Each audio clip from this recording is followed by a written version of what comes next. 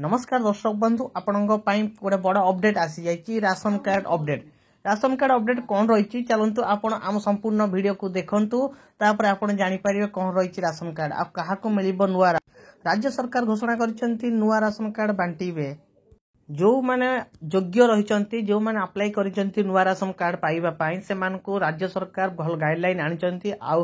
खूब जल्दी तो कहबा गले सरकार जो देइछंती ऑर्डर देइछंती 20 एप्रिल सुधा नुआ राशन कार्ड प्रस्तुत करने सरकार गाइडलाइन रखिंट जहाँ जो रही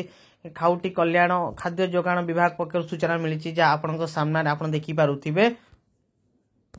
ता सहित आपण मैंने देखिए जो रही नूतन राशन कार्ड पाइबे ता एक कलर बा रंगीन कार्ड होइतिबो जहाँ मिलवा शुणा मिलूँ सूचना मिली आउ ए कार्ड जो रही आपण मैंने कौटू पाइपर आ किए ए कार्ड को इश्यू करेंगे जहाँ जोगाण विभाग पक्ष सूचना मिली बीडीओ आमर म्युनिसिपालिटी कमिशन रो कार्ड इश्यू करने सहित एप्रिल 20 सुधा नुआ राशन कार्ड प्रस्तुत करने आपण विभाग देछि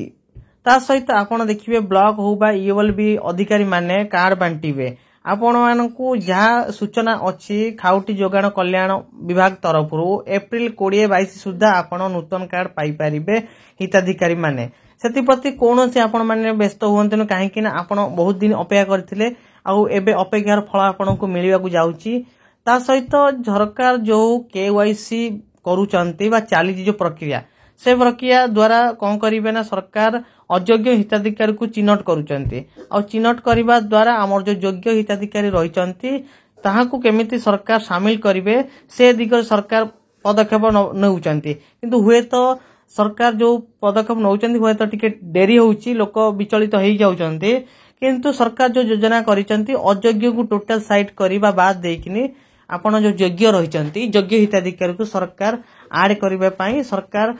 ये रही तत्पर प्रकाश करिचंती जहाँ आमर विभाग कहिछि तो सेति आपण देखिथिबे मंत्री जोगाण मंत्री बहुत बार आपण सामने आसिक मीडिया रे कहउचंती कही सारी बारंबार कहते कि ई केवाईसी प्रक्रिया चली सरीनी तो सेति आपण माने नुआ कार्ड इश्यू होबार बहुत विलंब होउची ई केवाईसी जो प्रक्रिया द्वारा आज आम सारा ओडिशा रे बहुत अयोग्य हिताधिकारी जहाँ भूत कार्ड रही हाथौथिले तो आज धरा पड़ी बहुत किछि तो सेति आपण आउ टेंशन नियंतुनी कहीं आपण पाखकू सरकार नहीं आसी जो नुआ सरकार नुआ राशन कार्ड बांटीबा पई घोषणा कर देइचंती योग्य हिताधिकारी को नूतन राशन कार्ड जोगे दबा पई सरकार घोषणा करबा सहित एप्रिल 22 सुधा जोगे देबे ता सहित आपण देखिबे जो रहिछि एटा ब्लॉक जो ब्लॉक अधिकारी माने कार्ड बांटीबे सेति प्रति आपण बिल्कुल चिंतित हुअंतु नाही आ एथिरे कोनोसी हेरफेर हेई पारिबो नाही सरकार बहुत दृष्टि दौचंती एथि प्रति कहीं गोटी करिकिनी सरकार याकू तदारक करूचंती जहाँ सूचना देछि खाद्य जोगाण खाउटी कल्याण विभाग तरफ जो सूचना आसीछि समस्तंकु जो योग्य हिताधिकारी रहिचंती जो अप्लाई करिथिले तांकू तुरंत कहबाकू गले एप्रिल 20-22 भितरे आपण मानन कार्ड पाई परिबे जहाँ सरकार जो रहिछि खाद्य खाउटी कल्याण विभाग तरफ